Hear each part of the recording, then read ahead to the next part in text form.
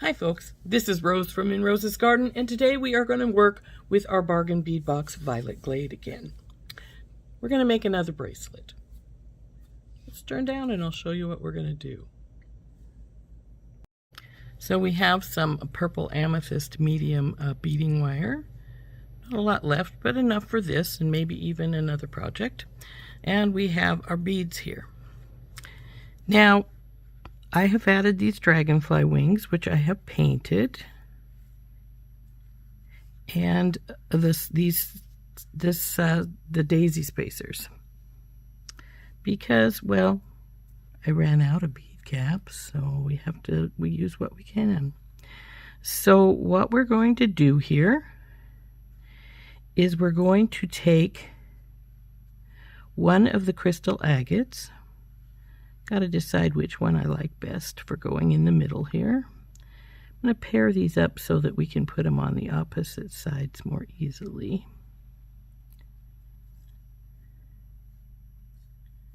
Looks like this one is going to be our middle.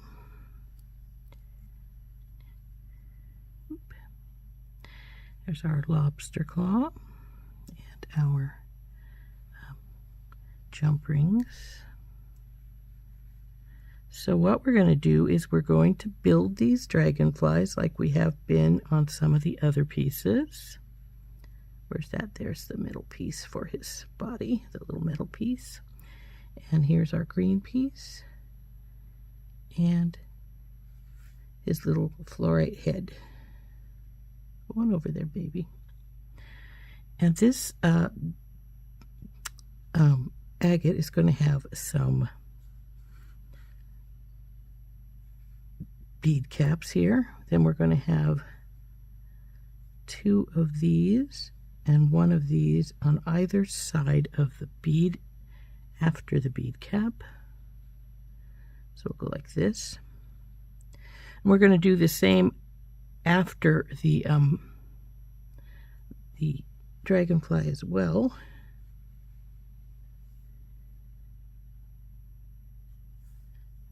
And then, of course, we're going to put the other dragonfly together over here. So here's his fluorite. Oop, come on, go to your body there. Okay. Then I just saw that, there it is. And this guy.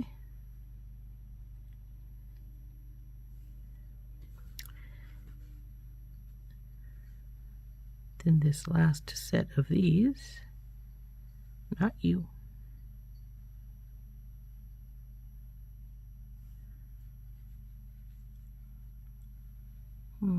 Where is my other? There it is. Now we're going to start by putting in a bead cap and one of these darker purple beads. And then we'll have a rondelle, one of these like pale purple ones. Then we're going to do some bead caps and crackle agates again. We'll go with this light pair this time. Rondelles again.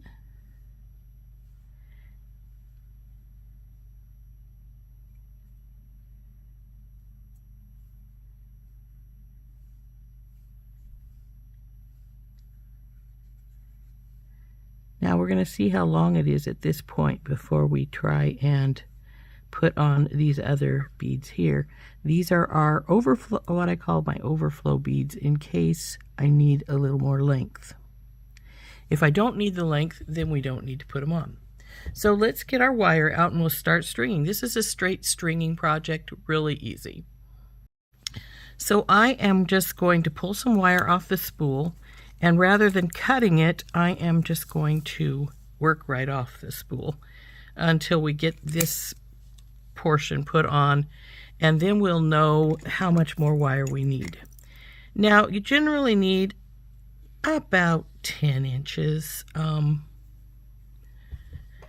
You could probably do with less than that, but I like to have some extra in case I have any problems or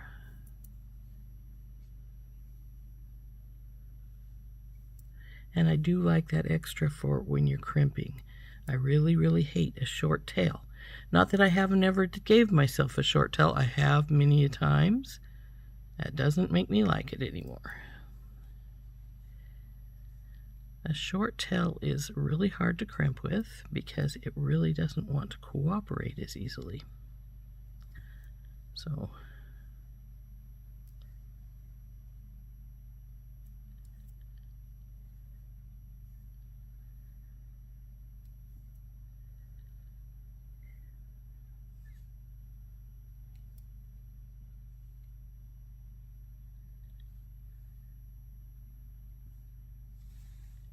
now, some folks may be asking why I put so many spacers on.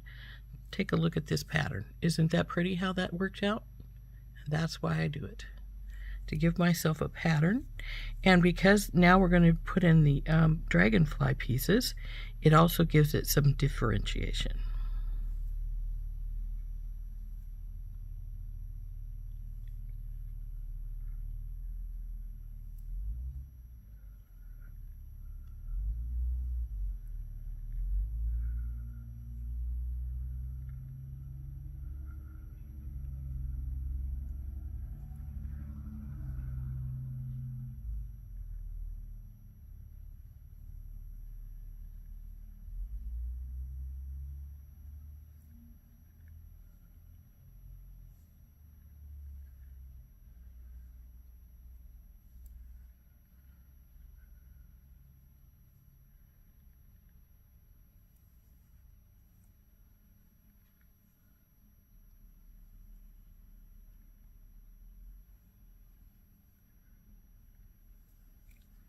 And see how pretty that is around this purple bead? Here, let's bring it up closer. Isn't that pretty how that works around the purple bead like that with the extra spacers in there? And you know, if you'd wanted to, you could put extra spacers all the way down the line. I just didn't want to, just didn't feel like doing so.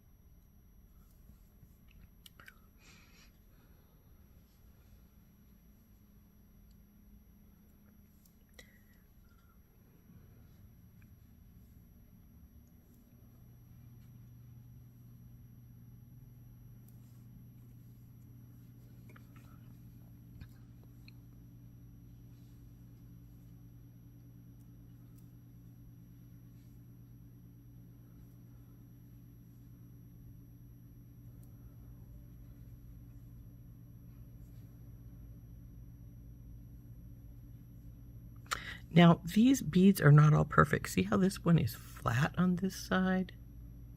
It's got a big dimple there. But that's one thing good about this, the bead cap. See, it pretty much disguises that. Though actually that one still isn't disguised. It's really got a big dimple in it. So let's put it aside and we'll get this other purple one here, which doesn't have so big of a flaw in it. And with a little luck, we won't need that other bead. So here we are with our beaded length. And now the question has to be, how long is this? Is it going to be long enough? Do we need some more beads? Let's find out. Okay, right now we're at 6 3/4. I like to make my bracelets at least 7 inches, sometimes 7 1/2, but generally around 7. Well, actually it's closer to 6 1/2, I guess. Yeah, pretty close.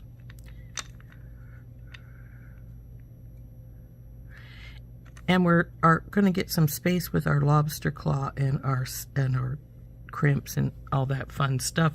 So we may not need any more, but just because our ruler says it's this long does not mean when it wraps it is going to be that long, because the beads themselves, unless they were all flat beads, the beads themselves put a little bit of, take a little bit of room away from the center of your necklace, your bracelet, sorry. Because see how they come into this side as well as go out this side? These ones do not have such a big signature because they're relatively small or flat. But these ones are going to come inside your bracelet because your wire goes right here through the middle here. And so these bigger beads, and if these were bigger beads yet, it would even take up more space. They take up space in the center of in the center of your bracelet. So just because it measures at 6 3/4 on the ruler does not mean that that's where it's going to be when you put it on. Okay, so we're going to get our sizer out, see how we're doing here. This says we're at, well, it says we're about at 6. And I've got to decide if that's going to be enough or not. Got to remember that our beads are going to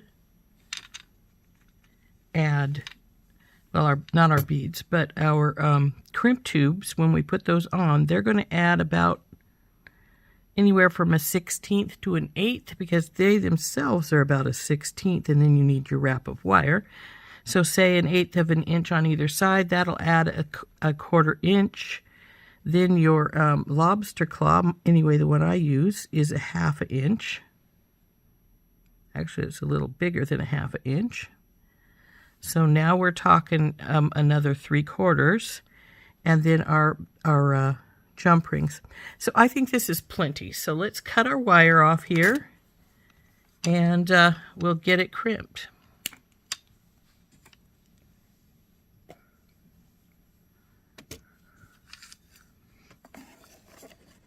So the first, we just do whichever side we want to do first. I'll just start this side. These pieces can get put away.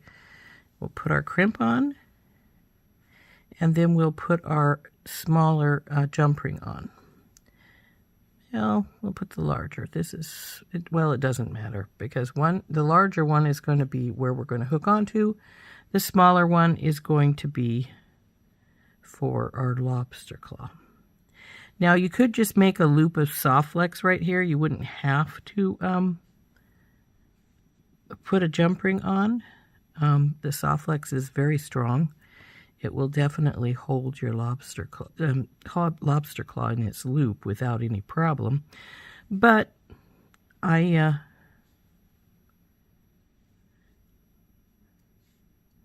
just like to put a jump ring in there just to be on the safe side.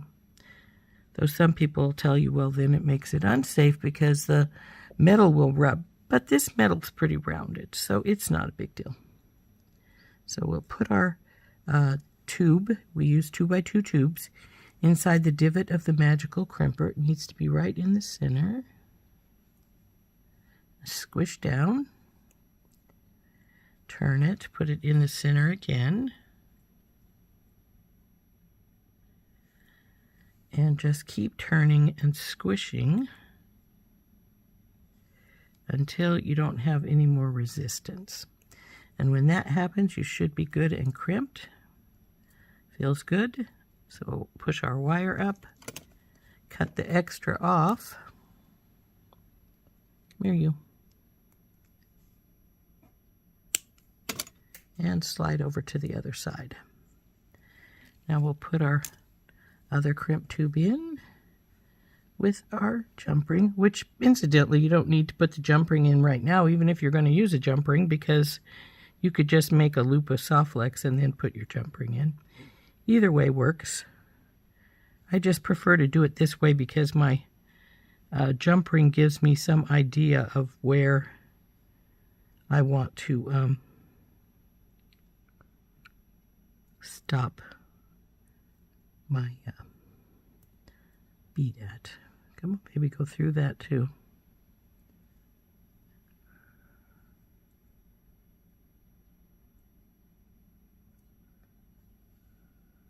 we go.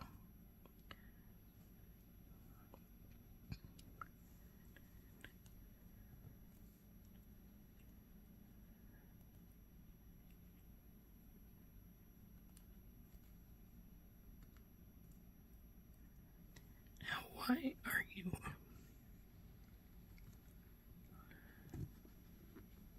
There we go. Now you want to make sure it's sort of pretty flexible there. Get your jump ring, where your crimp where you can get to it easily. Get it in the middle. Check to make sure everything looks good. And crimp.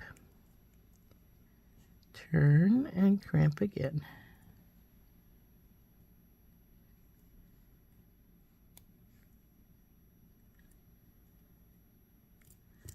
Check for tightness, it's good. Cut your extra off.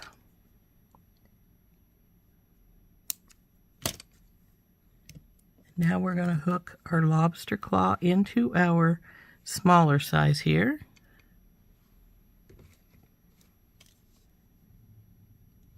And then it will be finished. So open that up, drop your lobster claw on. Now, my lobster claw I always put on a jump ring because your lobster claw can break. It's got a spring inside that is what makes this mechanism work and go back in place. If the spring breaks, then it's just going to do whatever it wants to. And you don't want to have to restring your whole bracelet because your spring broke. So I just use the lobster claw, and that way if the spring should happen to break, you can just redo it. And there she is. She's just a little over 7 inches, but not 7 1/4. I think that's perfect. And so there's our bracelet all done. Didn't that turn out lovely? I rather quite like it. So put our extra beads we didn't use away, and we are done. So there we go. There's our pretty little bracelet. Like I said, it ended up being just a tad bit over 7 inches. So just the size I wanted it to be. Our little dragonflies facing each other here. And I think it is really a pretty bracelet. So this has been Rose from In Rose's Garden. And we made this pretty little bracelet using a few pieces from my stash and beads from the Violet Glade Bargain Bead Box. Isn't it pretty?